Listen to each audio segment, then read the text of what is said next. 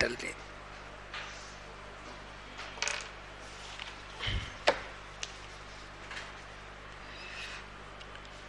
बहुत ही प्यारा चैप्टर है।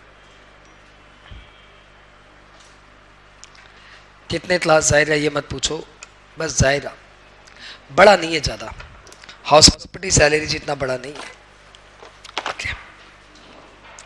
शुरू करें। कैपिटल गेन्स सेक्शन 45 से शुरू होता है, जो 54, 55, 55 तक जाता है। सेक्शन 45 में क्या बोला हुआ है कि भाई आप अपने कोई भी एसेट्स यदि बेचते हो और बेचते यदि आपको प्रॉफिट या लॉस होता है तो वो प्रॉफिट या लॉस कैपिटल गेन हेड में टैक्सेबल होगा।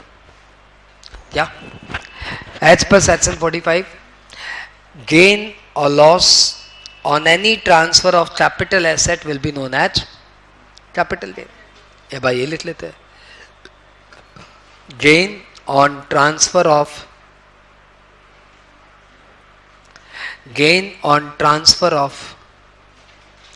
capital asset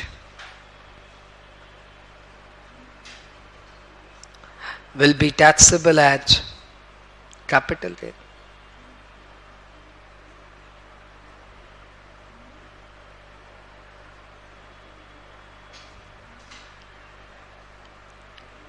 Gain on transfer of capital asset will be taxable under the head capital gain.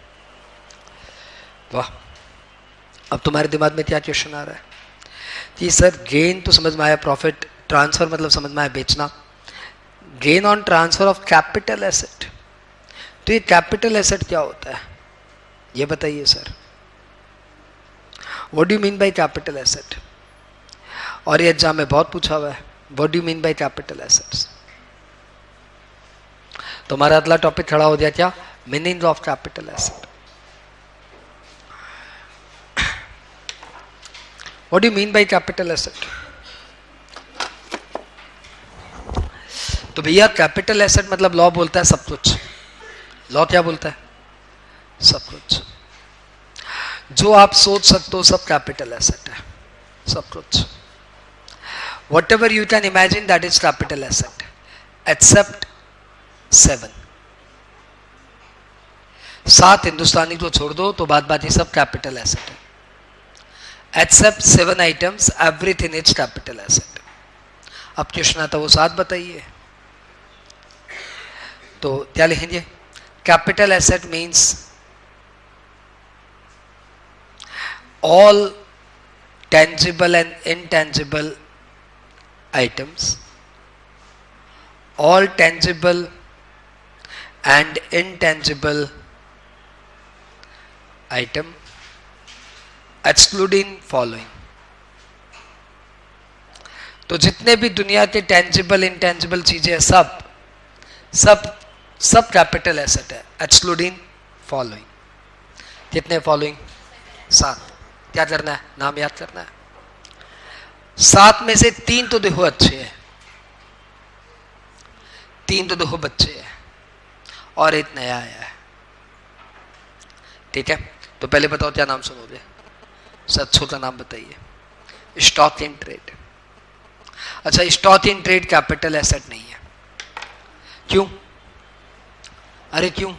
क्योंकि स्टॉक इन ट्रेड को बेचोगे तो कैपिटल गेन आएगा कि पीजीबीपी आएगा?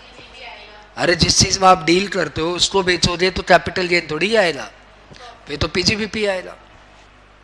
दूसरा, पर्सनल इफेक्ट। पर्सनल इफेक्ट मतलब आपके पर्सनल चीजें, जैसे आपका बैग, जैसे आपका मोबाइल, जैसे आपकी फटफटी स्कूटी, ये सब आपकी पर्सनल एसेट है। जैसे आपके कपड़े, ये सब कैपिटल एसेट नहीं है, ये सब आपके पर्सनल इफेक्ट है। ये कैपिटल एसेट नहीं माने जाएंगे। तीसरा, रूरल एग्रीकल्चरल लैंड, यानी गांव खेड़े में कोई एग्रीकल्चरल लैंड है तो कैपिटल एसेट नहीं है। क्या? रूरल। ये 3 अच्छे वाले थे भाई, अब 3 बकवास आने वाले हैं। ये 3 याद हो जाए क्या? बोल दो एक बार। Stock in trade, personal effect, personal asset नहीं, पर्सनल एसेट नहीं, personal effect and rural agro land. 3 बकवास और सुन लो, 4 5 6। गोल्ड बॉन्ड, सब बकवास क्यों है बताता हूं।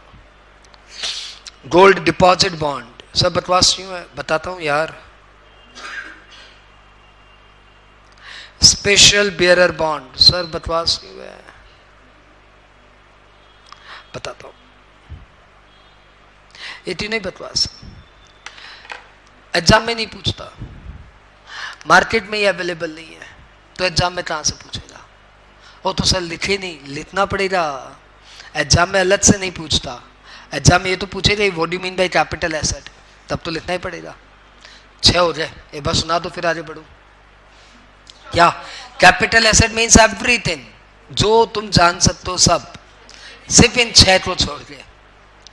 बताओ कौन कौन से? Stock in trade, personal effect, rural agro land, gold bond, gold deposit bond, special bearer. এটা बेचाए फालतू, साथ नया आया है। डिपॉजिट सर्टिफिकेट,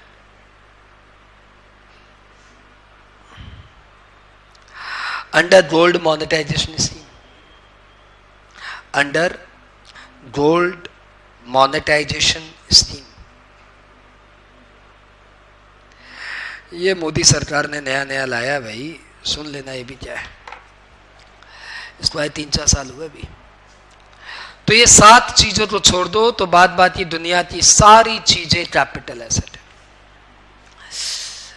ऐसे बोल सकते हैं व्हाट इज कैपिटल एसेट, कोई पूछे तो एक तो तरीका ऐसे इंग्लिश में सुना दो, capital asset means all tangible and intangible items excluding following stock in trade, personal effect, rural agro land, gold bond, gold deposit bond, special bearer bond और deposit certificate under gold monetisation. एक और तरीका सुनाने का, you know person to person change होता है सुनाने का तरीका का। बोल लो ऐसे ही बोलते हैं, capital asset means all tangible and intangible, मतलब बोरिंग होते माँ। स्मार्ट लोग कैसे बोलते हैं? कैपिटल एसेट से आप क्या समझते हो? तो कैपिटल एसेट ये हवा, ये सितारे, ये रोशनी, ये फिजा, ये घटा, ये मौसम, ये बहार, सब कैपिटल एसेट है। जहां देखो, जहां नजर जाए, सब कैपिटल एसेट है, 7 हिंदुस्तानी को छोड़ के। समझ रहे? समझ रहे? अब इस बात का कितना वैल्यू है, ये बात तुम्हें मैं धीरे धीरे बताऊंगा। आगे बढ़े। अब अपने एक पॉइंट उठाते हैं, एक एक करके सबको समझते हैं। पहला, stock in trade capital asset नहीं है। तो what do mean by stock in trade? तो भैया कोई भी स्टॉक ऑफ रॉ मटेरियल हो, स्टॉक ऑफ WIP हो, स्टॉक ऑफ फिनिश्ड गुड्स हो। सर WIP मतलब क्या होता है?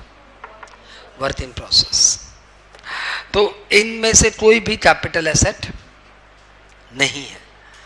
इनको बेचेंगे तो क्या होगा? कैपिटल गेन आएगा?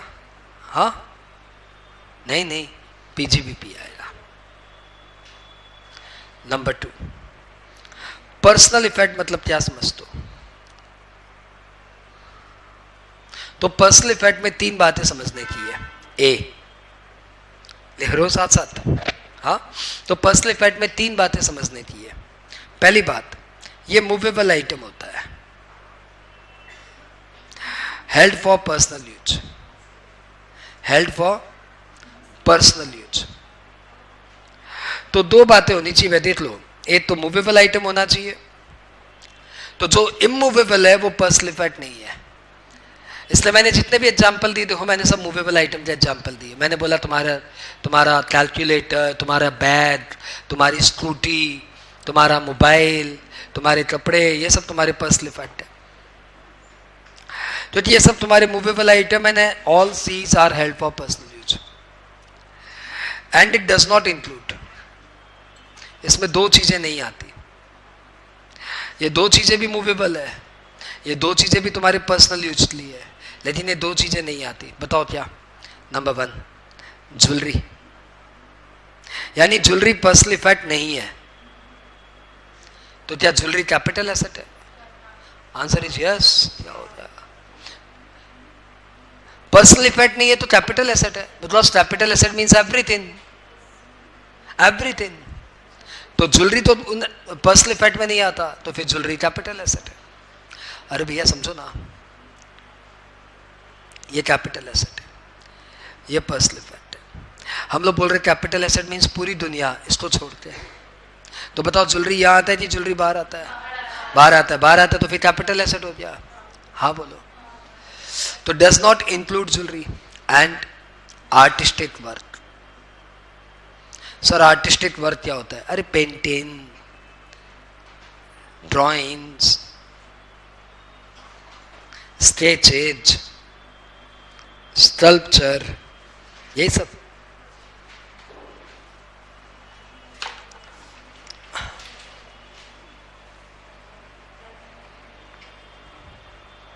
तो finally personal effect means every movable item which is held for personal use and does not include jewellery, artistic work, painting, drawing, sculpture. एक एग्जाम्पल पूछता हूँ, तुमने एक बंदे का नाम सुना है? Saurabh Ganguly.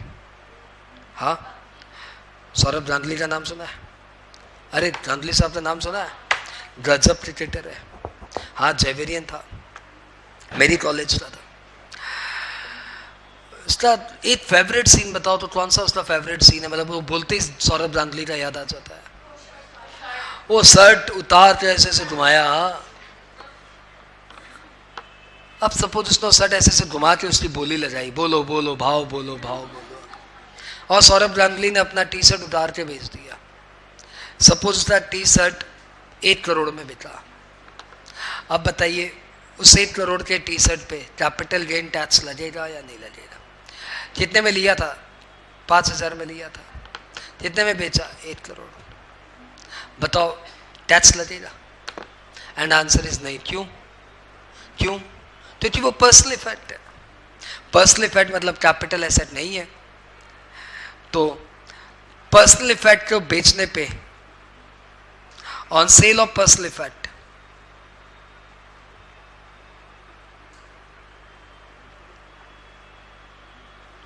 capital gain tax does not arise.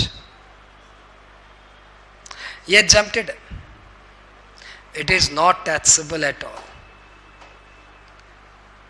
ये किसी हेड में नहीं आता। ये गांगुली साहब की इनकम फ्री हो गई भाई, इस पे कोई टैक्स नहीं लगेगा।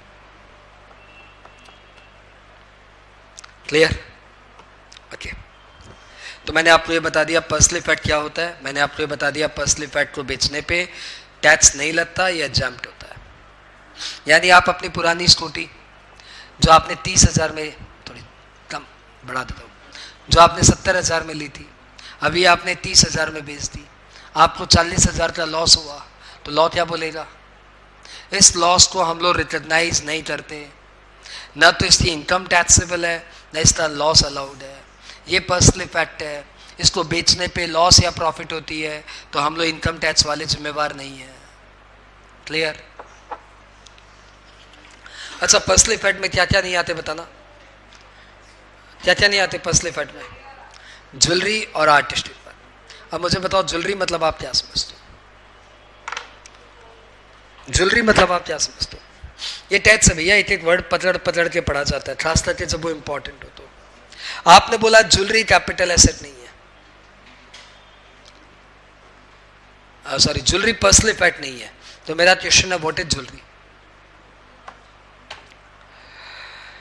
तुम लोग मेरे घर आए हो? अरे हाँ ना, लाउड है, सुनाई नहीं दिया। तो हाँ बोला तो नहीं बोला? हाँ या ना? ठीक है, तुम्हारी मर्जी। मेरे घर में जब तुम आओगे ना तो हॉल है, हॉल में एक ब्लैक कलर का सोफा है। तो तुम बोलोगे इसमें क्या हुआ? हमारे पास भी है। सुनो तो सही, ब्लैक कलर का सोफा है। वो एक्चुअल में ब्लैक कलर का नहीं है, ब्लैक कलर उसके ऊपर कपड़ा लगाया हुआ है, असल में वो पूरा का पूरा चांदी का है। पूरा का पूरा सोफा चांदी का है। तुमको मैंने अपना समझ के बताया, तुम झूठ झाड़ कर रहे हो, रहने दो, मेरे क्या है। पूरा सोफा चांदी का है, उसको ऊपर काला बस कपड़ा मारा हुआ है, यू नो, कोई भी नजर न लग जाए, जलने वाले औजार है। अब बताओ ये जो सोफा है जो चांदी का बना हुआ है, क्या वो ज्वेलरी माना जाएगा कि नहीं माना जाएगा? सोनी लोग ज्यादा अच्छे से बताएंगे। बताओ चांदी का सोफा है, पता है या नहीं? वो इनकम टैक्स डिपार्टमेंट को सब पता है, तुम छोड़ दे, तुमको तो पता है ना, मैंने तुम्हें बता दिया, तुम बताओ ना ये कैपिटल एसेट है या नहीं है? चांदी का सोफा। मेरा क्वेश्चन ये है कि ज्वेलरी से आप क्या समझते हो? What do you mean by jewellery? क्या चांदी का सोफा?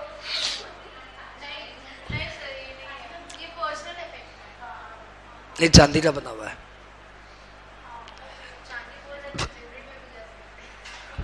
देखो सोफा है तो पर्सनल इफेक्ट है, और चांदी का बना हुआ है तो ज्वेलरी जैसी स्मेल आ रही है। अब ज्वेलरी मानो कि पर्सनल इफेक्ट मानो, मतलब बेचने पे कैपिटल गेन टैक्स लगना चाहिए कि नहीं लगना चाहिए? एंड लॉ बोल रहा है, लॉ बोल रहा है ये jewellery means anything made of precious metal और precious stone, anything made of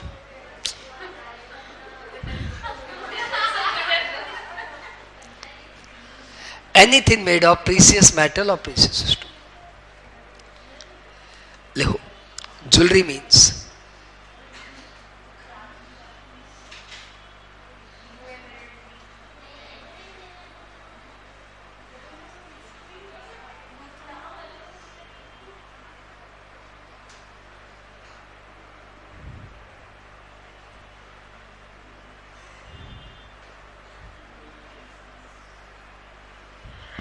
anything made of precious metal or precious stone, it's called jewelry.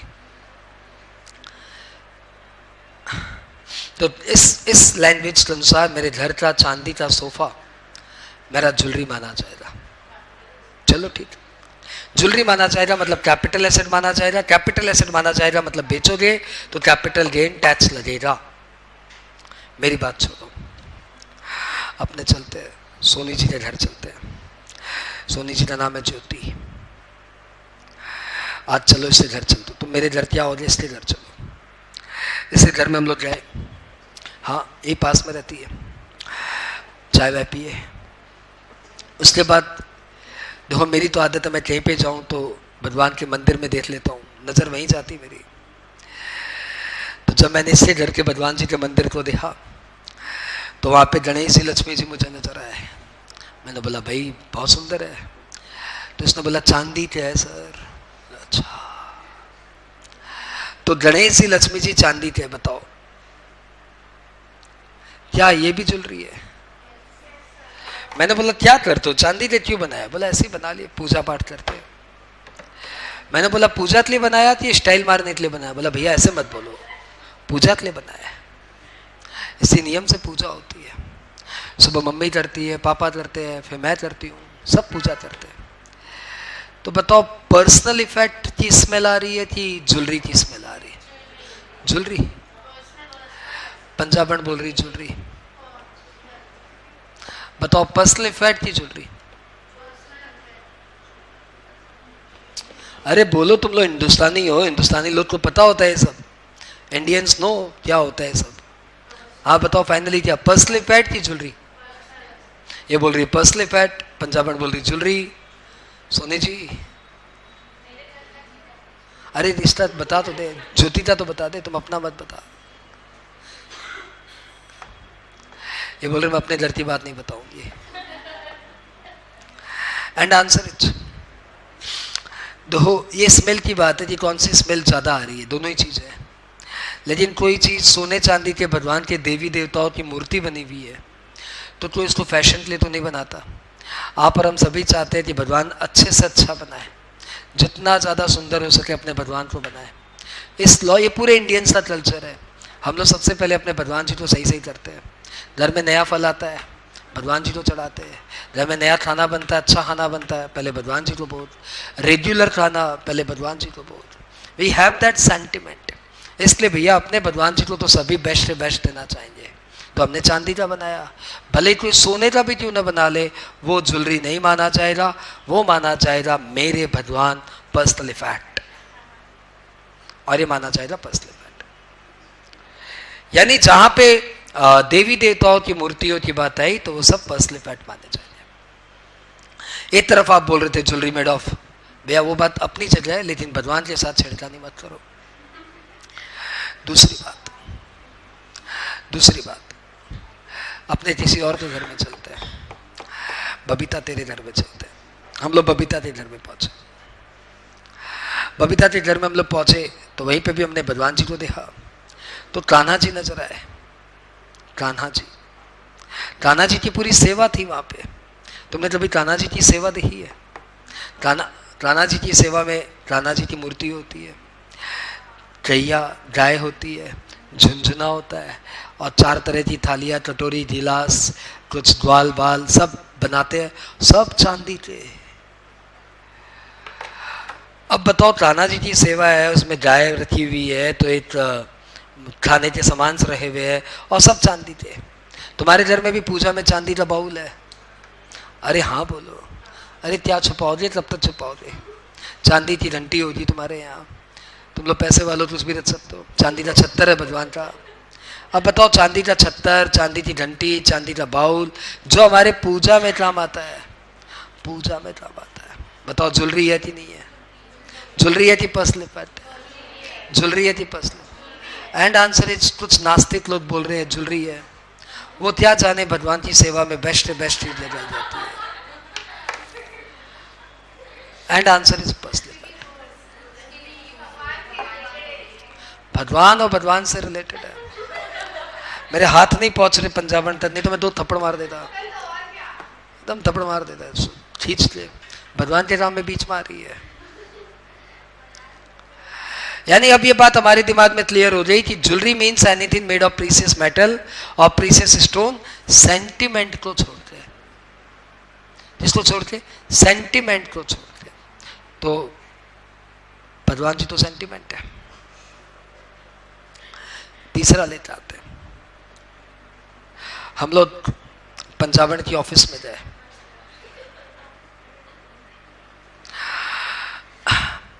पंजाबन की ऑफिस गए, वहां पे हमने देखा बहुत सुंदर रिसेप्शन बनाया हुआ है, बहुत सुंदर रिसेप्शन, अति सुंदर रिसेप्शन। यहाँ पे बहुत ही सुंदर सी लेडी थी, ठीक।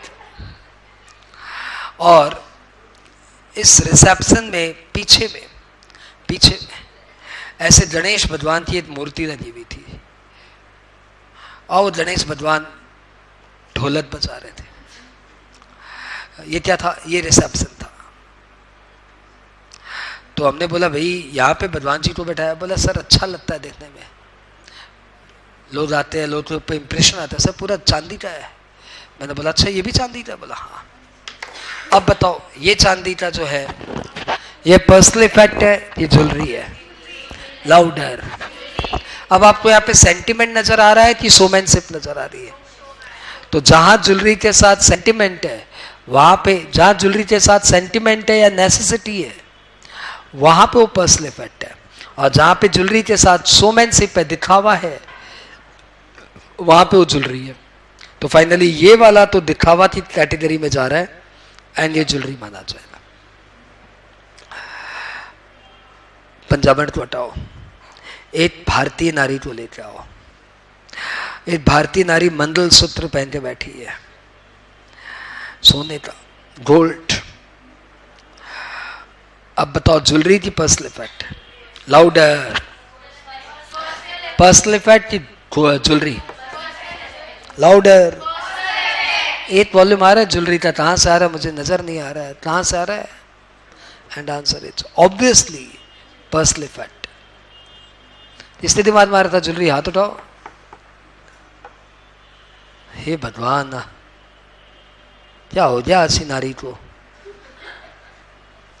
चलो ठीक, इनको मंगलसूत्र भी दिखावा नजर आ रहा है। अरे वो तो सेंटिमेंट है मैडम। चलते श्रेयाती घर चलते, हम लोग श्रेयाती घर पहुंचे तो वहां पे मैंने देखा कि चांदी की ग्लास है, चांदी की थालियां है, चांदी के चम्मच है, सभी के घर में है। हाँ, थोड़े कम थोड़े ज्यादा, लेकिन सभी के घर में है। अब हमने पूछा भाई श्रेया ये क्या बात, चांदी की ग्लास इतने इतने पैसे? बोला नहीं सर, इतने में थोड़े बहुत, ये 2-3 ग्लास है हमारे पास, और कोई खास मेहमान आते हैं तो उनको हम लोग ग्लास चांदी की ग्लास में देते हैं, आप हमारे लिए बहुत खास है इसलिए आपको चांदी ग्लास में दिए। हमने बोला वाह, आई फील प्राउड। ठीक, अब बताओ ये चांदी की जो ग्लास है इनके घर में 2-3 है, ये 2 चम्मच है, एक आधी थालियाँ है, जो ये लोग बहुत ही रेयर, बहुत ही ओकेजनली, बहुत ही बड़ी बड़ी पूजा में निकालते हैं, या फिर कोई बहुत मेहमान आ जाए अच्छा वाला तो उसको निकाल देते हैं, या फिर घर में कोई बीमार सीमार पड़ जाए तो उसके लिए खाने के लिए देते हैं। अब बताओ এটা কি ক্যাপিটাল অ্যাসেট হবে কি হবে না? ज्वेलरी या पर्सनल फैक्ट? क्या नजर आ रहा है, सेंटिमेंट की नेसेसिटी? शोमैनशिप, सॉरी शोमैनशिप की necessity, showmanship. And answer is, हमारा लॉ बोलता है कि हम लोग तो कल्चरल है भाई, आप और हम तो स्टील की ग्लास में खा रहे हैं, आप और हम तो स्टील की ग्लास में खा रहे हैं, पी रहे हैं। आज से 3 पीढ़ी ऊपर चले जाओ तो हमारे घर में सिर्फ चांदी के ही खाने थे, चांदी की ग्लासेस थी। सिर्फ 3-4 पीढ़ी ऊपर चले जाओ, सब लोग परदादा जी तक जाना है बस, सब के सब चांदी में थे, A to Z सारा सामान चांदी का था। लॉ बोल रहा है नहीं भैया, ये भी माना जाएगा, ये रीजनेबल एक्सटेंट तक है, बहुत ही थोड़ा बहुत है, और इतना थोड़ा बहुत रहना जरूरी है। And this is personal fact, चांदी के बर्तन up to reasonable extent will be treated as personal fact. ठीक, चांदी के बर्तन up to reasonable extent is treated as personal fact. आपको पता नहीं है, चांदी के बर्तन आपके हमारे सभी के घरों में हैं। You know why? We are not so much पैसे वाले और we are not so much showmanship वाले, लेकिन फिर भी हमारे घरों में है। You know why? क्योंकि हमारे घरों में कई बार डॉक्टर्स ऐसे बोलते हैं कि भाई ये बीमारी होने पे चांदी की ग्लासी में, चांदी की थालियों में ही खाना देना पड़ेगा। तो there are many medical reasons और there are many social reasons जिसलिए हमें कुछ थालियाँ बर्तन रखने पड़ते हैं। नया एग्जाम्पल लेते हैं, आपने गले में जय माता दी का लॉकेट पहना है, जय माता दी का लॉकेट, आपके गले में माता रानी का लॉकेट है, हनुमान जी का लॉकेट है, आप एकदम हमेशा ऐसे ही रखते हो उसको, आप ऐसे बीच बीच में ऐसे ऐसे करते हो, एग्जाम देने जाते हो आप ऐसे निकालते हो, फिर ऐसे ऐसे करते हो और फिर एग्जाम देने जाते हो। ज्वेलरी या पर्सनल फैक्ट? अरे है किसी के पास माता रानी का लॉकेट, हनुमान जी का लॉकेट, कान्हा जी का लॉकेट, काली माँ का लॉकेट, शंकर, अरे प्लीज अदरवाइज मतलब शंकर भगवान का लॉकेट है, सभी के पास है। तो बताओ जय माता दी का लॉकेट का क्या करना है, पर्सनल फैक्ट या शोमैनशिप? Personal fact. और आपने जो गोल्ड चेन पहना हुआ वो ज्वेलरी है। यानी आपको इतना समझ में आ गया कि it's a matter of great debate, और इसमें आपको प्रूफ करना पड़ेगा कि ये मेरा सेंटिमेंट है। यदि आप प्रूफ कर दिए तो पर्सनल फैक्ट माना जाएगा, आप प्रूफ नहीं कर पाए तो ज्वेलरी माना जाएगा। लास्ट क्वेश्चन,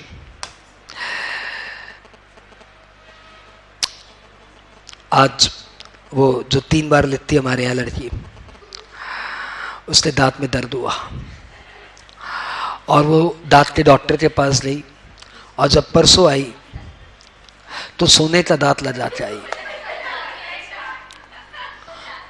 सोने का दांत, चांदी ला ली, ये देख चांदी का दांत देख, कैसे मैंने ढूंढ लिया इसको। हाँ, कितना जानता हूं मैं अपने स्टूडेंट्स को, बता कहां छुपा के चांदी का दांत लगाई थी, मैंने ढूंढ लिया। अब बताओ, यदि इसने चांदी का दांत या सोने का दांत लगा रहा है तो दांत क्या माना जाएगा?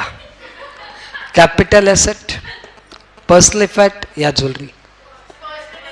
वो बोल रही है पर्सनल इफेक्ट। सोने का लगाया मैडम, सोने का लगाया, पर्सनल इफेक्ट की देख लो, सोने का दांत। ये डॉक्टर के पास गई, डॉक्टर बोला क्या लगाना है? सिरामिक लगाएंगे 3000 लगेगा, और सोने का दांत लगा लीजिए 18,000 लगेगा।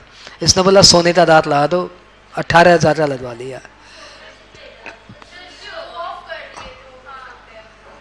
ये लोग बोल रहे शो ऑफ कर रही है, 18,000 का लगाइए, बार बार दांत निकाल निकाल के हंसती है, हा हा हा हा हा, बार बार मुंह खोल लेती है, हा हा हा हा, सर पढ़ा रहे हो तब भी हा हा हा हा, खाली दांत सोमैनशिप कर रही है। आप बताओ क्या? अरे बड़े सुमड़े हो यार, आपस में बात कर लेते, मेरे तो आंसर नहीं देते। क्या चीज? Personal fact. वो ज्योति मैडम बोल रही है सब चिटिंगबाजी, ये सब नहीं माना जाएगा। And answer is personal fact. आपको लगता है सोने के दांत लोग शोमैनशिप के लिए लगाते हैं? सोने के दांत में कोई शोमैनशिप नहीं, येलो एकदम खराब लगेगा। वो लोग हाइजेनिक रीजन्स ले लाते हैं, क्योंकि इसी बहाने से सोना चांदी च्यवनप्राश, बस कोई भी खाओ सब च्यवनप्राश हो जाएगा। क्योंकि सोना और चांदी तो लगा रहे हैं, एक तरफ सोना एक तरफ चांदी, खाओ च्यवनप्राश, खाओ च्यवनप्राश। हर चीज में सोना चांदी भीतर जाएगा, सोना चांदी भीतर जाएगा, मजा। तो that is for hygienic reason, not for showmanship. इसलिए this is also personal fact. Actual में हम लोग की प्रॉब्लम क्या ना, हम लोग थोड़े से अनपढ़ हैं। हम लोग सिर्फ अकाउंट जानते हैं, मैथ्स जानते हैं, टैक्स जानते हैं, बायोलॉजी जानते हैं, फिजिक्स जानते हैं, केमिस्ट्री जानते हैं। हम लोग अपना कल्चर और ज्वेलरी के इफेक्ट्स नहीं जानते कि why do we wear jewellery. मैं पहले कोई अंगूठी नहीं पहनता था, मुझे गोल्ड एकदम पसंद ही नहीं आते। फिर मेरे को किसी ने बताया कि गोल्ड पहनने से आदमी के बोन की प्रॉब्लम नहीं होती। मैं सरप्राइज्ड, फिर मैंने गूगल पढ़ाई, इज इट रियली शो कि गोल्ड पहनने से बोन की प्रॉब्लम नहीं होती? बोला यस यू कैन वाउच। फिर हमने थोड़ा बहुत सर्वे किया, बोला यदि आप फिंगर्स में गोल्ड पहनते हो तो बोन की प्रॉब्लम नहीं होती। तब जाके एक अंगूठी पहनना शुरू किया, अदरवाइज साल भर पहले कोई कुछ नहीं, एकदम सुना सुना, पसंद ही नहीं आता। तो there are so many reasons for which we wear jewellery. तो यदि आप अपने आप को प्रूव कर पाओ कि भाई मैंने इस कारण से इसको यूज किया है, नेसेसिटी या सेंटिमेंट हो गया, तो मान लिया जाएगा पर्सनल फैक्ट, और नहीं तो माना जाएगा ज्वेलरी। तो मैं इसका सेंटिमेंट प्रूव नहीं कर पाऊंगा, मेरे लिए ज्वेलरी माना जाएगा। डन? हटाओ हटाओ हटाओ हटाओ, चलो हटाओ हटाओ। तो फाइनली हमने कर लिया व्हाट इज ज्वेलरी। एक बार फाइनल टच कर लो। आपने लिखा jewellery means anything made of precious metal और precious stone. However,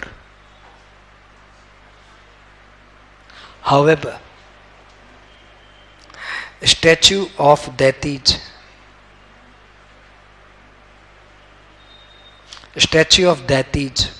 or items held for prayer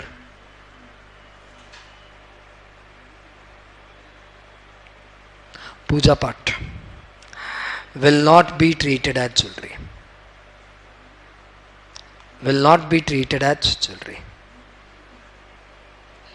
वो पर्सनल इफेक्ट ही माने जाएंगे। आई होप इससे आपका काम हो जाएगा। अभी हम लोग आगे बढ़ते हैं। आपने 2 पॉइंट्स लिए, क्या? Stock in trade and personal effect. तीसरे पॉइंट मारे रूरल एग्रो लैंड। अब बताओ रूरल एग्रो लैंड मतलब क्या? मतलब एग्रो लैंड होना चाहिए in rural area. Agro land in rural area. What do mean by rural area? अरे बताओ बताओ, रूरल एरिया मतलब क्या समझते हो? तो रूरल एरिया मतलब हमारा लॉ बोलता है जिस एरिया की पॉपुलेशन 10,000 तक है, जिस एरिया की म्यूनिसिपैलिटी की पॉपुलेशन 10,000 तक है, वो है रूरल एरिया। ऐसे हमारे लक्षद्वीप, सॉरी, ऐसे हमारे, अरे जम्मू कश्मीर में क्या, लद्दाख, लद्दाख में हमारी ऐसे बहुत रूरल एरिया है जहाँ की पॉपुलेशन 10,000 से भी कम है।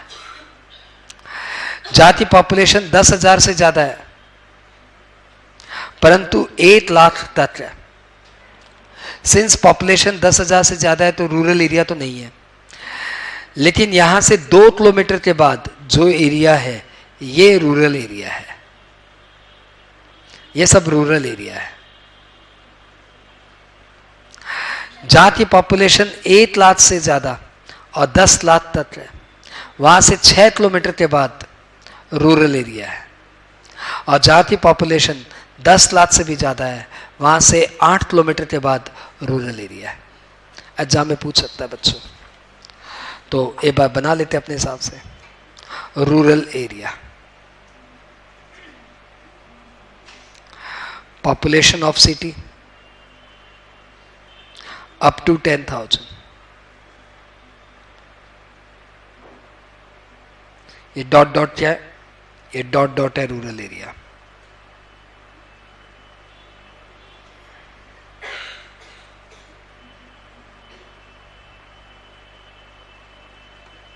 ये है रूरल एरिया। पॉपुलेशन 10,000 से ज्यादा अप टू 1 लाख,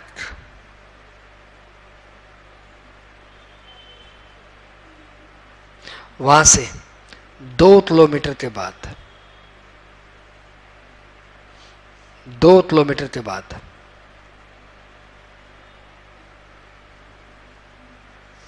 ये है रूरल एरिया। क्या ये रूरल एरिया? नहीं। क्या ये रूरल एरिया? नहीं। 2 किलोमीटर के बाद जो एरिया है वो है रूरल एरिया। वैसे ही जहाँ की पॉपुलेशन 1 लाख से ज़्यादा 10 लाख तक है, वहाँ से 6 किलोमीटर के बाद रूरल एरिया।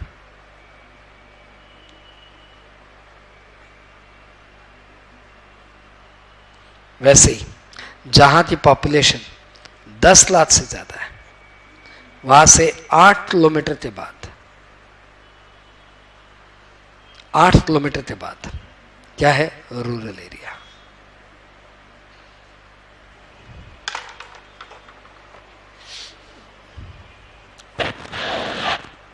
हो गया क्या बच्चों? तो आपने रूरल एरिया सीख लिया, ज्वेलरी सीख लिया, कैपिटल एसेट सीख लिया। आगे बढ़ते हैं। कुछ लोग बच्चे धीरे धीरे गोल बना रहे हैं, कंपास लगाए हैं, ऐसे ऐसे कर रहे हैं।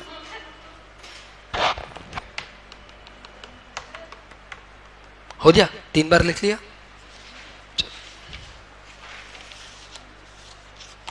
आगे बढ़े।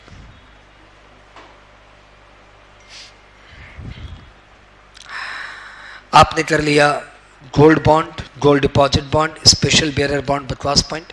7वां पॉइंट बता रहा हूं। क्या क्या? Deposit certificate under gold monetisation scheme.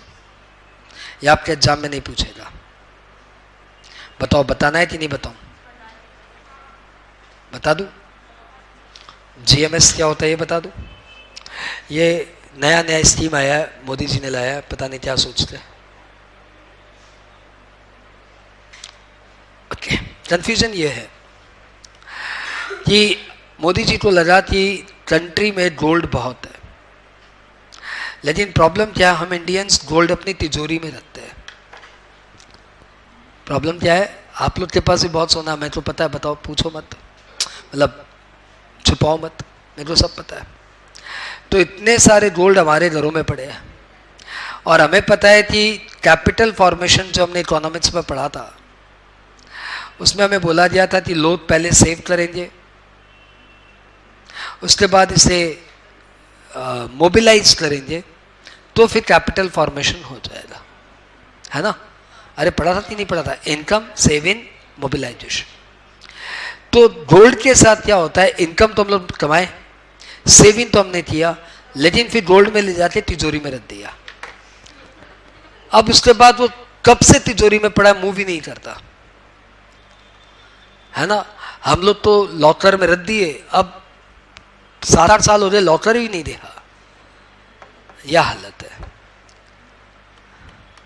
तो जब आपके पैसे लॉकर में पड़े हैं, तिजोरियों में पड़े हैं, तब तो फिर इन्वेस्टमेंट ही नहीं हुआ। यही यदि पैसे आप बैंक में डाल देते तो शायद वो मोबिलाइज कर जाता, किसी को लोन मिल जाता तो वो उससे अपना बिजनेस स्टार्ट कर लेता, तो शायद या आप किसी का शेयर खरीद लेते, म्यूचुअल फंड खरीद लेते, तो काम आते पैसे। लेकिन गोल्ड खरीदते, तिजोरी में रख लिए, तो बिजनेस नहीं हुआ। इसलिए मोदी जी ने क्या बोला कि तिजोरी से गोल्ड निकालो, चलो तिजोरी से सोना निकालो। और उन्होंने एक स्कीम लाया, गोल्ड की मॉनेटाइजेशन स्कीम, यानी आप अपना गोल्ड बैंक में दे दीजिए,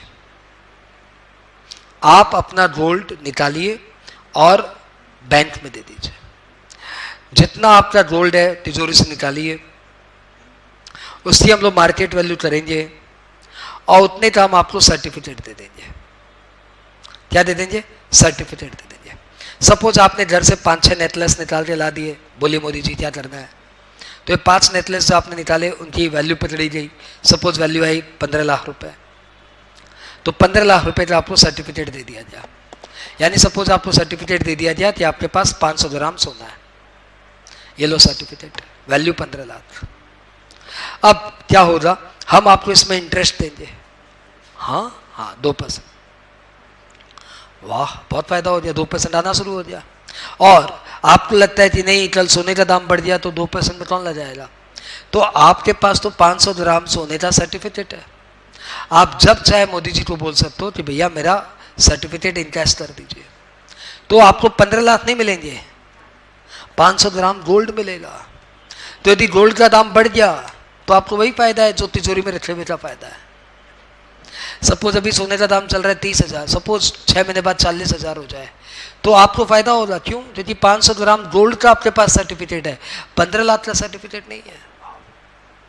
फायदा नंबर 1, सोने में तिजोरी में माल पड़ा हुआ है, चोरी हो सकता है, ये सर्टिफिकेट डीमैट फॉर्म में पड़ा हुआ, आपका चोरी नहीं होता। फायदा नंबर 2, आपका गोल्ड का दाम बढ़ेगा तो आपको भी फायदा मिलेगा। तीसरा, रखने में आसान, इंश्योरेंस कुछ नहीं कराना। चौथा फायदा, आपको थोड़ा बहुत इंटरेस्ट मिल रहा है, बहुत ही नॉमिनल लेकिन मिल रहा है। पांचवी बात, गोल्ड बेचोगे टैक्स लग जाएगा, कैपिटल गेन टैक्स लग जाएगा। सर्टिफिकेट तो कैपिटल एसेट ही नहीं है, टैक्स भी नहीं लगेगा। इसलिए उन्होंने बोला क्या, deposit certificate under GMS is not a capital asset. समझ में आ गया? एग्जाम में नहीं पूछेगा, छोड़ दे, छोड़ दूं? अब मुझे आप फटाफट सुना दो या मैं थक गया। व्हाट इज कैपिटल एसेट, फटाफट बता दो। Capital asset means all tangible and intangible assets excluding following: stock in trade, rural agro land, personal effect, gold bond, gold deposit bond, special bearer bond, deposit certificate under gold monetization scheme. Sir, हो गया sir. Okay. What are the types of capital asset?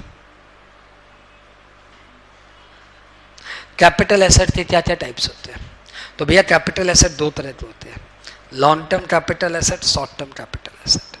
नाम सुना होगा, long term capital asset, short term capital asset. पहले मैं तुम्हें बताता हूँ what is long term capital asset. एक बार में सबको याद करा दूंगा, बोलूंगा और सबको याद। What is long term capital asset? Long term capital asset means everything which is not short term capital asset.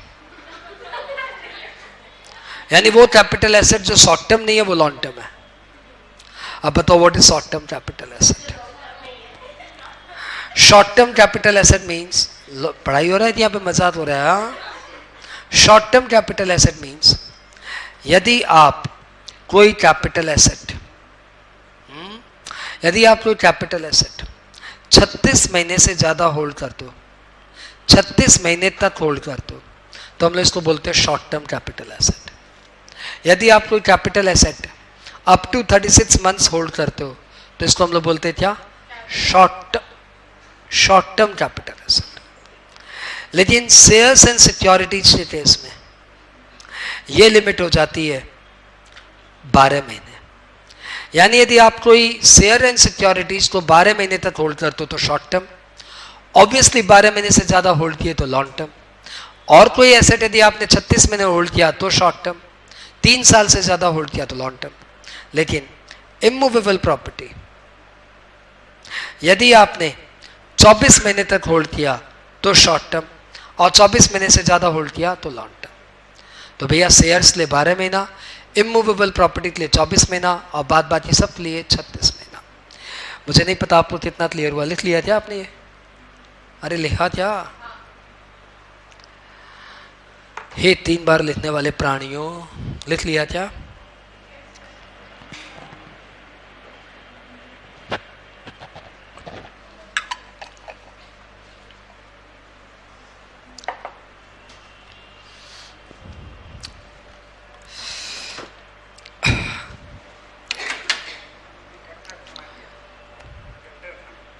कौन?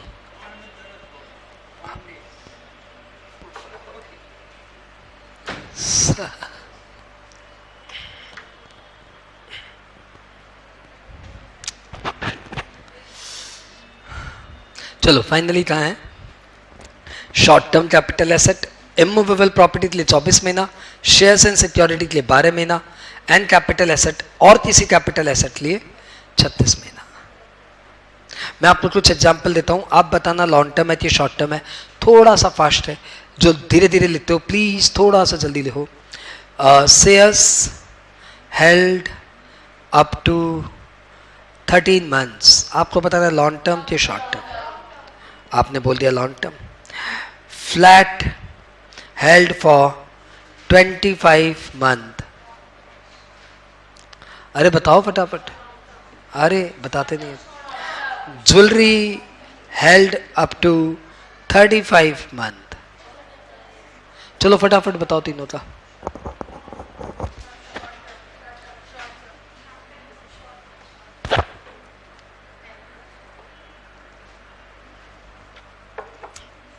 एंड आंसर इज शेयर्स 12 महीने से ज्यादा होते लॉन्ग टर्म, फ्लैट 24 महीने से ज्यादा होते लॉन्ग टर्म, और कोई एसेट 36 महीने तक short term.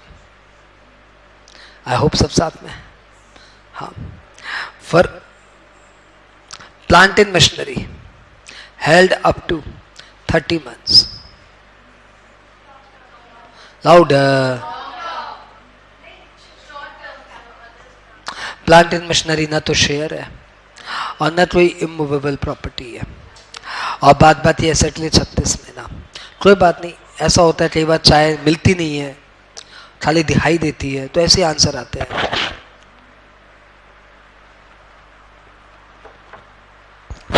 Land held up to 30 month,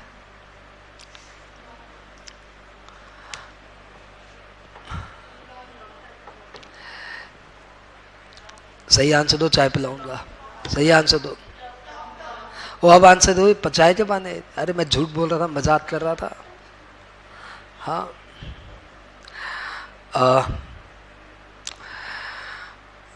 furniture for self use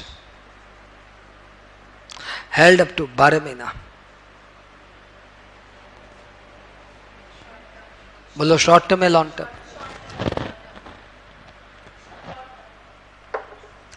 and answer is not a capital asset, क्योंकि ये तो पर्सनल इफेक्ट है।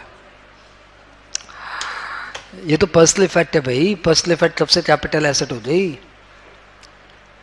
It is personal effect. आगे हटे, अब हमारी क्लास का न्यूमेरिकल पार्ट शुरू हो रहा है। 3 बार लिखने वालों का हो गया, वाह। अब हमारी क्लास का कंप्यूटेशन वाला पार्ट शुरू हो रहा है। तो बताओ क्या कर रहे हैं हम लोग? हम लोग कर रहे हैं computation of capital gain. Topic आपको पता है 2 पार्ट में डिवाइडेड है, computation of long term capital gain, computation of short term capital gain. इसको बेचेंगे, लॉन्ग टर्म कैपिटल एसेट को बेचेंगे तो long term capital gain, short term capital asset को बेचेंगे तो शॉर्ट टर्म कैपिटल गेन, लेकिन डेप्रिशिएबल एसेट को बेचेंगे, किसको, अरे किसको, डेप्रिशिएबल एसेट को बेचेंगे तो हमेशा शॉर्ट टर्म कैपिटल गेन।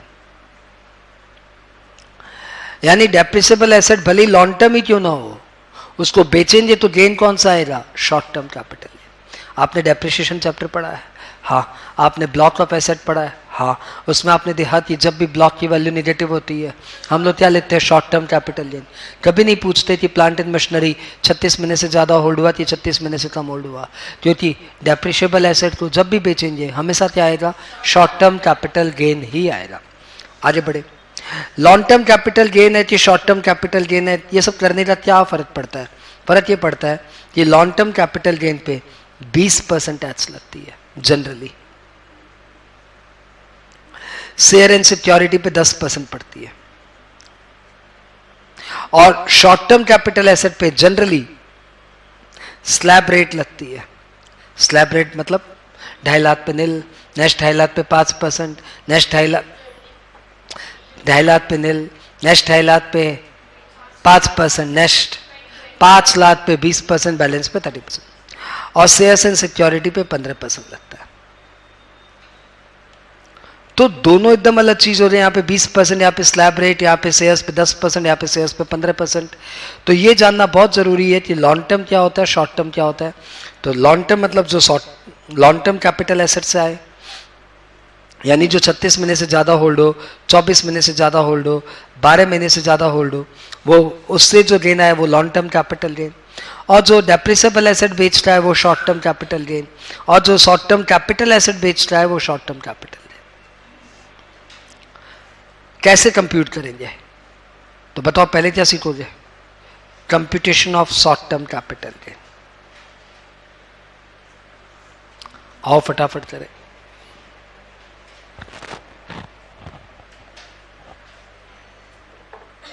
क्या कर रहे हैं, computation of short term capital gain. Okay, मैं सिखाऊंगा नहीं, मैं आपको एक सम दूंगा सीधा, आप लिखना मत, सिर्फ बोर्ड पे देखो और मुझे बताना क्या होगा। X has a land, plot of land, जो उसने लिया था purchase for 30 lakh. After 1 year he incurred development expenditure, मतलब लैंड को डेवलप किया।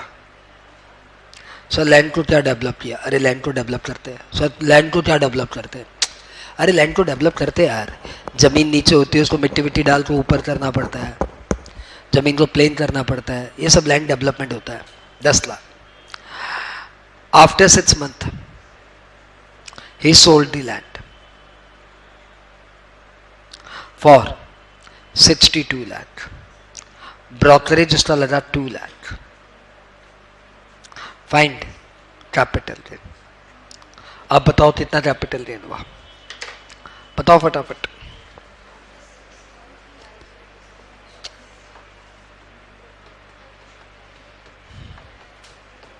इतना बड़ा पहुंच,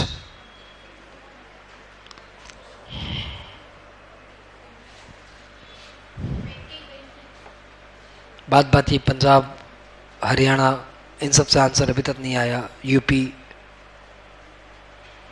अरे कब दोगे आंसर, कितना answer, and answer is Punjab Haryana Rajasthan Bihar, कहीं से आंसर नहीं आ रहा क्या, कितना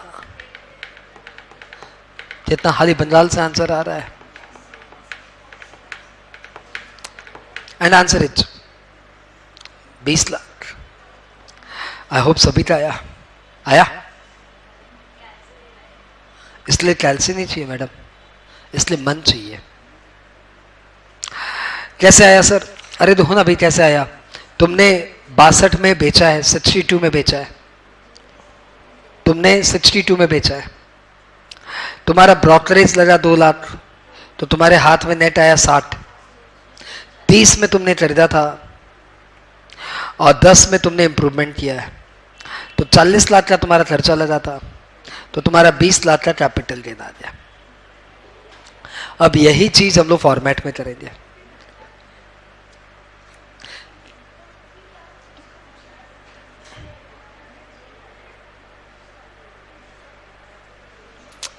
कैसे? सबसे पहले सेल कंसिडरेशन,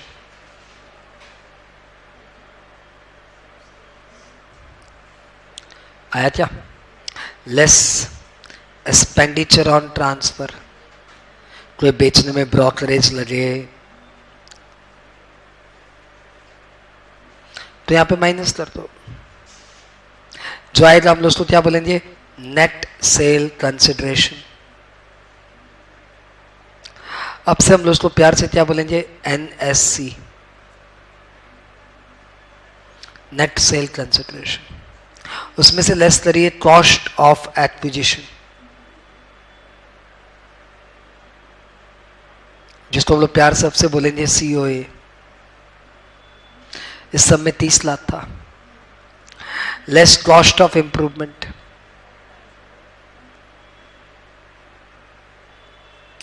अब से हम लोग उसको प्यार से COI बोलेंगे। सर एग्जाम में भी? यस, एग्जाम में भी। इसको जो आया उसको हम लोग बोलेंगे शॉर्ट टर्म कैपिटल गेन। आप सभी ने फॉर्मेट कॉपी किया? एक इलस्ट्रेशन लीजिए। इलस्ट्रेशन 1, एट्स परचेज्ड,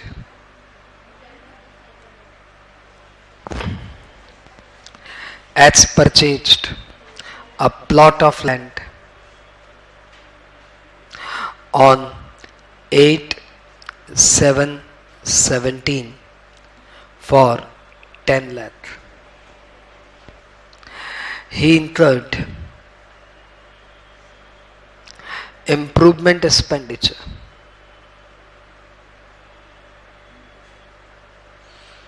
on 7/7/18 rupees 6 lakh.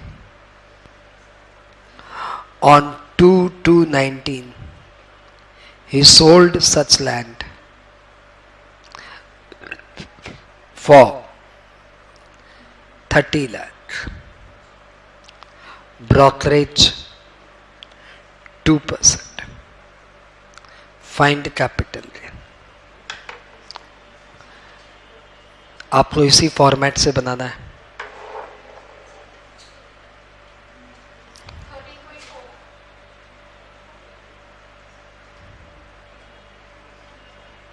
ठीक, कुछ बच्चों का आंसर हो चुका है, कुछ बच्चे मेरे साथ बनाएंगे। आओ, सम लिख लिया? और कुछ बच्चे भी सम लिखना बाकी है।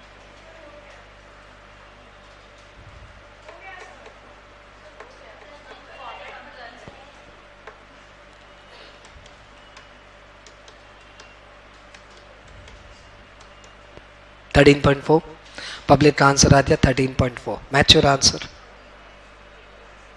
जिनका आ गया वो खुश हो जाओ, फॉर्मेट में बनाना हमें। चलो आओ फॉर्मेट में बनाते हैं। सबसे पहले क्या लिखेंगे? Calculation of capital gain.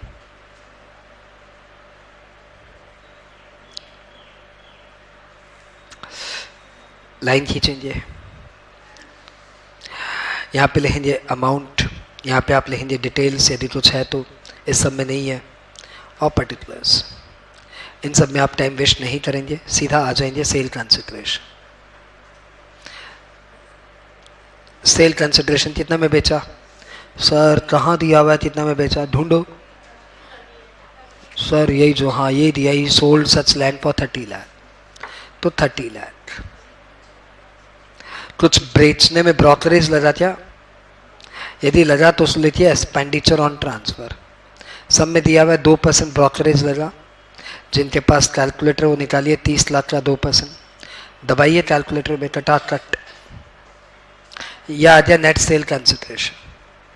Net sale consideration मतलब NSC, net sale consideration, less COA। COA मतलब कॉस्ट ऑफ एक्विजिशन। कितने में लिए थे जमीन? ये जमीन कितने में लिए थे? सर ये जमीन 10 लाख में लिए थे। ही परचेज प्लॉट फॉर 10 लाख। अच्छा, जमीन में कोई इंप्रूवमेंट एक्सपेंडिचर हुआ, उसको हम लोग क्या बोलेंगे, कॉस्ट ऑफ इंप्रूवमेंट। तो इसमें दिया हुआ इंप्रूवमेंट एक्सपेंडिचर इनकर्ड 6 लाख। ये दोनों माइनस दिए, माइनस माइनस, तो ये क्या आया, short term capital gain. Calculator निकालो, कैलकुलेटर निकालो, इसको कैलकुलेट करो, आंसर आया 13,40,000। सबको क्लियर? हाँ क्या? हाँ, ये एकदम आसान है और ऐसा एग्जाम में नहीं आता, खत्म। तो इतनी देर से आप पढ़ा रहे हो, एग्जाम में क्या आता है, अब जो पढ़ाऊंगा वो आता है, और अब जो पढ़ाता हूँ बस वही आता है, तो सीधा यही पढ़ाते हैं। अरे ऐसे थोड़ी होता है। Calculation of long term capital gain, ठीक है। लॉन्ग टर्म कैपिटल गेन समझना है तो आपको एक एग्जाम्पल समझना पड़ेगा। मेरे यहाँ एक स्टूडेंट है, उसका नाम है ज्योति सोनी। वो बहुत पैसे वाली है, वो इतनी पैसे वाली है कि एक दिन एक मोटा सा सोने का चेन पहन के आई, और बहुत भोली है, बड़ी सीधी बच्ची है, अति सीधी है, मतलब इतनी मासूम है कि क्या बताऊँ। वो एक मोटी सी सोने की चैन पहन के आई, और मैं ठहरा महाबदमाश। मैं सोने की मोटी चैन देखा, मैंने ज्योति को देखा, मैंने बोले सीधी लड़की इतनी मोटी चैन, चल कोई बात नहीं। मैं पूरी क्लास शांति से पढ़ाता रहा, कुछ नहीं, शांति से पढ़ाता रहा। जैसे ही क्लास ओवर हुई मैंने ज्योति को बोला रुको। बोला बोलिए सर। मैंने बोला इतनी सुंदर चैन कहाँ से ली? बोला 20 साल पहले लिए थे। ओह, 20 साल पहले लिए थे? कौन लिया? पापा लिए थे। अच्छा, तो 20 साल में तो बहुत पुरानी हो रही। हाँ, थोड़ी सी लग भी रही पुरानी सी। अच्छा हाँ, कितने में लिए थे पापा ने? पापा ने 20 साल पहले 10,000 में लिए थे। ओह, काफ़ी पुरानी हो रही। एक काम कर, मेरे को ऐसी एक चैन चाहिए थी, तो मेरे को दे दे, हम तुमको 15,000 देगा। ज्योति सीधी सी लड़की है, इतनी सीधी सी लड़की, वो अपना दिमाग चलाई भोला भाला, कैलकुलेटर चलाई काला काला, उसमें देखी कि 10,000 की चीज़ को 15,000 बेच रही हूँ, 5,000 का सीधा सीधा फायदा हो रहा है। इसने बोला थैंक यू सर, प्लीज़ ले लीजिए, मेरे को 15,000 दीजिए। मैं 15,000 रुपये दे दिया, और इससे वो मोटी वाली चैन लेकर आ लिया। अच्छा बताओ, उसको 5,000 का फायदा हुआ कि नुकसान हुआ? फायदा थी, नुकसान क्यों? मैथमेटिक्स करते और मैथमेटिक्स करते। सेल कंसिडरेशन 20,000 नहीं 15,000, एक्सपेंडिचर हम लोग का कुछ लगा नहीं, हम लोग डायरेक्टली तो ब्रोकर बीच में है नहीं। 15,000 खरीदा हुआ था, ऐसा 10,000 को इंप्रूवमेंट किया नहीं, तो 5,000 का फायदा ही तो हुआ। तो आंसर इज, जब कोई एसेट बहुत पुरानी हो जाती है तो उसके दाम बढ़ या घट जाते हैं बिकॉज ऑफ प्राइस इंडेक्स। ज्योति ने आज से 20 साल पहले सोने की चैन खरीदी थी। उस समय सोने का दाम था 5,000 रुपया, आज सोने का दाम है 35,000 रुपया। 7 टाइम्स दाम बढ़ चुके हैं। प्राइस इंडेक्स देखना पड़ेगा सर, ऐसे डायरेक्ट करने से नहीं होगा। तो लॉ ने प्राइस इंडेक्स दिया हुआ है, हमारे कैपिटल गेन लॉ में प्राइस इंडेक्स दिया हुआ है, आपको प्राइस इंडेक्स करना पड़ेगा। सपोज 20 साल पहले का प्राइस इंडेक्स था 100 सपोज, और करंट प्राइस इंडेक्स है सपोज 300 सपोज। इसका मतलब ये हुआ कि प्राइस 3 टाइम्स बढ़ गए एज पर प्राइस इंडेक्स। तो जो चेन उसने आज से 20 साल पहले ली थी 10,000 में, उसका 3 टाइम्स दाम बढ़ गया एज पर प्राइस इंडेक्स, यानी इसकी आज की वैल्यू कम से कम 30,000 रुपये है। तो इसने 10,000 की चेन 15,000 में नहीं दी है, इसने as per capital gain tax law 30,000 की चेन मुझे 15,000 में दी है, और इसे लॉस हुआ है। तो हमारे लॉन्ग टर्म कैपिटल गेन निकालने का ये पूरा एग्जाम्पल था, मजाक था, भयंकर वाला मजाक। ज्योति इतनी तेज है, मुझे बेचा है, सोने की चैन तो बहुत दूर की बात। Calculation of long term capital gain, ये कैसे होता है? सेल कंसिडरेशन फॉर्मेट कर रहे हैं, लिखते जाओ बच्चों, टट टट टट दिया रहेगा, बैठा देना। लेस एक्सपेंडिचर ऑन ट्रांसफर, ये सब में देते हैं 8% ब्रोकरेज, 2% ब्रोकरेज, बैठा देना टक टक। अब क्या आया? नेट सेल कंसिडरेशन, इसको हम लोग प्यार से क्या बोलेंगे? NSC। आ गया टक टक टक। लेस, अभी तक क्या कर रहे थे? Cost of acquisition, cost of acquisition. अब हम लोग करेंगे index cost of acquisition, index cost of acquisition. हम लोग इसको प्यार से क्या बोलते हैं? ICOA। ICOA is equal to COA into year of transfer का index divided by year of acquisition by SSE का इंडेक्स। यानी जब आपने बेचा उस समय क्या इंडेक्स है, और जब आपने खरीदा था उस समय का क्या इंडेक्स है। ऊपर क्या आएगा? करंट ईयर का इंडेक्स, नीचे क्या आएगा? पास्ट ईयर का इंडेक्स। आपने माइनस कर दिया टक टक। तो पहले हम लोग COA माइनस कर रहे थे, आजकल हम लोग ICOA माइनस कर रहे हैं। तो सर ऊपर क्या आएगा? फिर से बताइए ना, हम भूल गए क्या था। अरे COA cost of acquisition into year of transfer का इंडेक्स, नीचे क्या आएगा? Year of acquisition bye SSE वाला इंडेक्स। तो सर इंडेक्स हमें दिया रहेगा। अरे हाँ दिया रहेगा। Less index cost of improvement,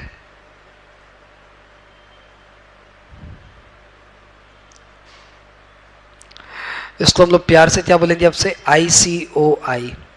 ये बता दो क्या होगा, खुद ही बता दो, मेरे भरोसे मत रहो। Cost of improvement into year of transfer का इंडेक्स, नीचे क्या इंडेक्स? ईयर ऑफ इंप्रूवमेंट का इंडेक्स। सर दिया रहेगा। अरे हाँ यार,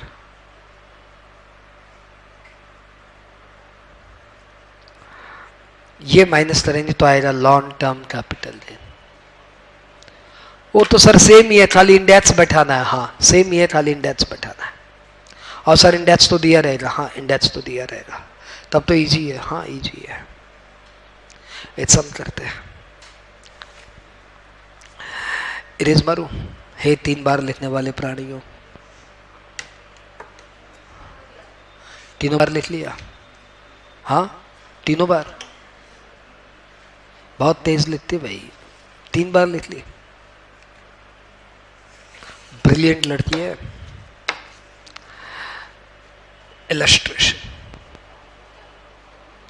लक्ष्मी तेरे बारे में सब पूछ रहे थे, बोला ऐसी कौन सी लड़की है जो 3 बार लिख लेती है। मैंने बोला है मेरे आए झांसी की रानी लक्ष्मीबाई, भयंकर फुर्तीली है, टटाटट लिखती है। Illustration number 2, adds purchase a jewelry on 444 for 4 lakh। कब लिया? 444, कितने में लिया? 4 lakh. He incurred improvement expenditure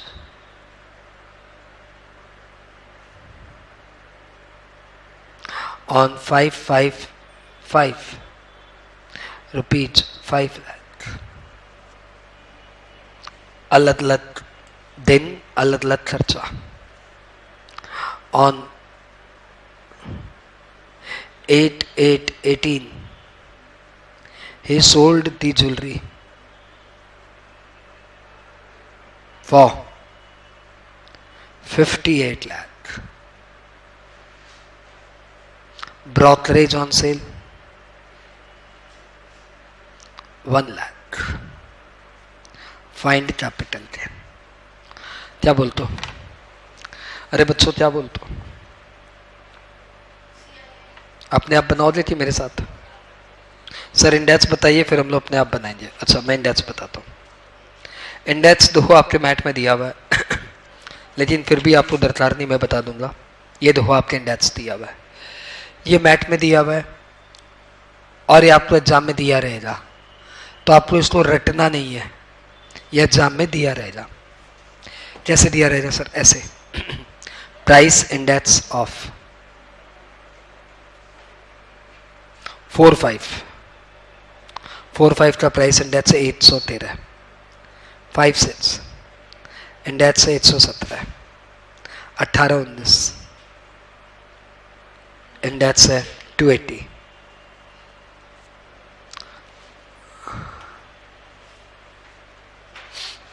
बोलो अपने आप के साथ साथ। सब पहला सम आप बना देते, अच्छा चलो आओ साथ में आते।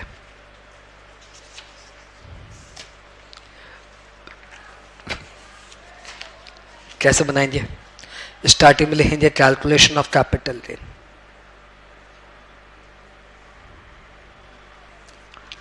फिर एक अमाउंट कॉलम छोटा सा, एक डिटेल कॉलम बड़ा सा, और पर्टिकुलर्स वर्किंग अमाउंट। अभी इसमें टाइम वेस्ट मत करो, अभी आ जाओ, शुरू हो जाओ। Sale consideration. अच्छा बताओ कितने में बेचा? कितने में बेचा? अब यहाँ पे दो तरह के बच्चे हो जाते हैं। एक बच्चे जो सम लिखते समय डेटा ध्यान रखते हैं, और एक बच्चे जो सम तो हो गया बाद में दोबारा पढ़ते हैं। जो बच्चे दोबारा पढ़ते हैं ना, उनका स्पीड धीरे हो जाता है। सम में 4 ही तो डेटा होता है, बेचा, खरीदा, इंप्रूवमेंट या ब्रोकरेज। जब सम लिख रहे हो उसी समय याद कर लो। हाँ तो कितने में बेचा? सर कहाँ दिया हुआ है? अरे देखो ना, दिया हुआ है 58 लाख। अच्छा बताओ बच्चों, ब्रोकरेज कितना लगा? मैं तो सिर्फ झांसी की रानी लक्ष्मीबाई की आवाज सुनता हूं। कितने में? 8 लाख। तो बताओ बच्चों, नेट सेल कंसिडरेशन कैसे आएगा? बबीता के पास तो कैलकुलेटर भी नहीं है, और कैसे निकालेगी? बबीता हो गया, ओके 57 लाख, ठीक, 57 लाख लेस आईसीओए। आईसीओए का फॉर्मूला बताओ बच्चों। अरे फॉर्मूला बताओ बच्चों। सीओए ऊपर क्या आएगा? Year of transfer. नीचे क्या आएगा? Year of acquisition.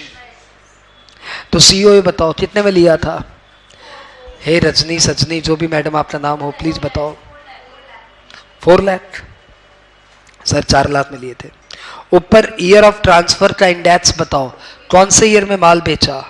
18-19 में बेचा, तो 18-19 का इंडेक्स कितना है? 280। कब खरीदा था? सर 4-4-4 को खरीदा था। 4-4-4 को जब आपने खरीदा था, उस समय का इंडेक्स क्या है? 113। अब कैलकुलेशन कौन करेगा? कौन करेगा? कौन करेगा? कैलकुलेटर करेगा। तो फाइनली 4 लाख इंटू 280 बाई 113, और ये आ गया 9,91,150। तो कैपिटल गेन की क्लास में कैलकुलेटर अनिवार्य है, इंडिस्पेंसिबल, मैंडेटरी, स्टैट्यूटरी। आईसीओआई, आईसीओआई मतलब cost of improvement into year of transfer. अरे बोल नहीं रहे हो तो बच्चों, मतलब करूंगा क्या? Year of improvement. अब बताओ कितना इंप्रूवमेंट हुआ? झांसी की रानी बता कितने में इंप्रूवमेंट हुआ? 5 लाख। ऊपर क्या आएगा? Year of transfer. Year of transfer तो वही है सर। नीचे क्या आएगा? Year of improvement. तो तुम्हारा इंप्रूवमेंट कब हुआ था सर? 5-5-5। तो उस समय कितना खर्चा? इंडेक्स था 117। कैलकुलेशन कौन करेगा? कैलकुलेटर करेगा। 11,96,581। और ये माइनस करेंगे तो आ जाएगा लॉन्ग टर्म कैपिटल गेन। तो फाइनली 57 लाख माइनस 991,150 माइनस 11,96,581, 35,12,269।